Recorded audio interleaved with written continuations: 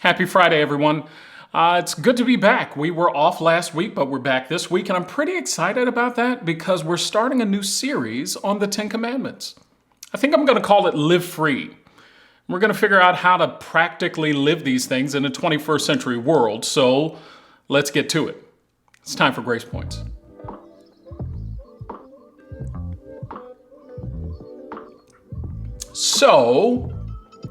We're starting this series on the Ten Commandments. And it's really interesting to me. The Ten Commandments, I think most of us have been exposed to them. We've probably memorized them. We've seen them most of our lives. I mean, it's probably the most popular chapter in all of the Old Testament. And you see it as a monument in courthouses. You see it posted on the walls of churches, displayed in the lobby of worship, places of worship. I have seen, literally, now, seriously, I've seen them displayed on the wall of a McDonald's in Gaffney, South Carolina. A McDonald's next to the soda machine. And what's crazy, it was really beautiful. I mean, it was a nice McDonald's, but it was a really beautiful display in the McDonald's.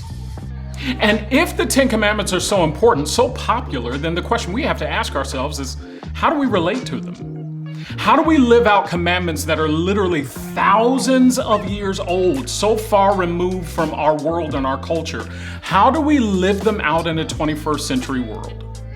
I figure there's no better place to start than number one. So let's look at it. The Bible says in Exodus chapter 20, verses 1, 2, and 3, "And God spoke all these words, I am the Lord your God, who brought you out of Egypt, out of the land of slavery. You shall have no other gods before me." That seems pretty straightforward. And it's really important. I think this first one is a really important one. God says, "You shall have no other gods before me." But he lays a foundation for that commandment with grace. I mean, it is Grace Points, so you know we're going to talk about grace. And most of us, I think, assume that the commandments are built on a foundation of law and order and structure. And in a sense they are, but no, that at the heart of them, at the very foundation, the core of the commandments is the love of God, the grace of God. Because he introduces himself in those first two verses by saying, "I am Yahweh, I am your God, the one who delivered you out of Egypt." He builds it on an act of delivering grace. This loving, powerful act of grace is what sets up the Ten Commandments. In fact, there's a relationship between the commandments and grace, because it's grace that is the preamble to the commandments that God gives. He says, "Have no other gods before me. I'm the one who delivered you, who loved you, who brought you out. Have no other gods before me."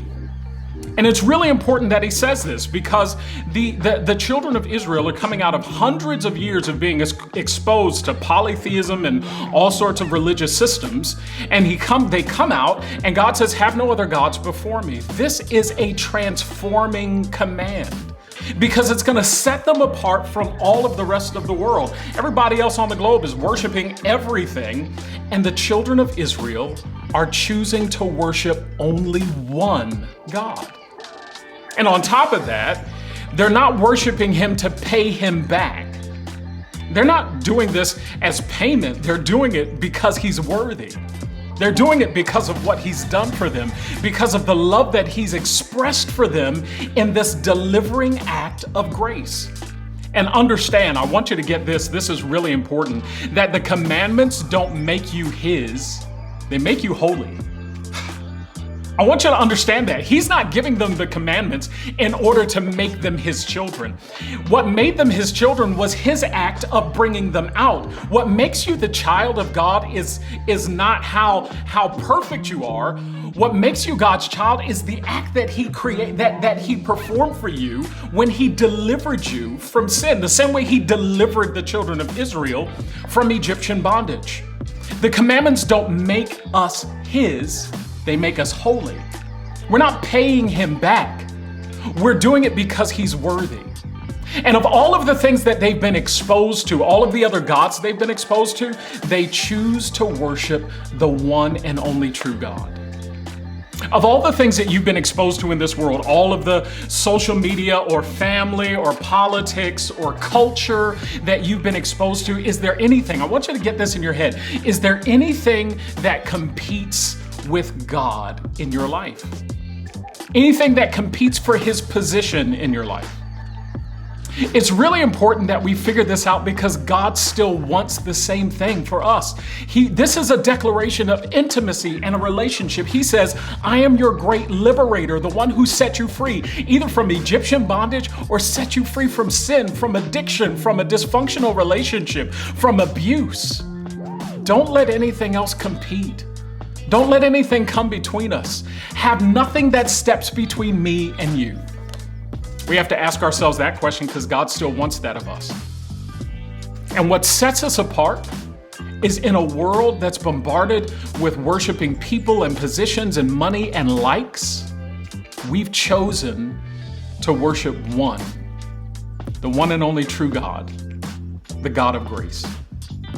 So anyway, it's good to see you this week. I look forward to seeing you next week. Have an awesome day. God bless you. This is GracePoints.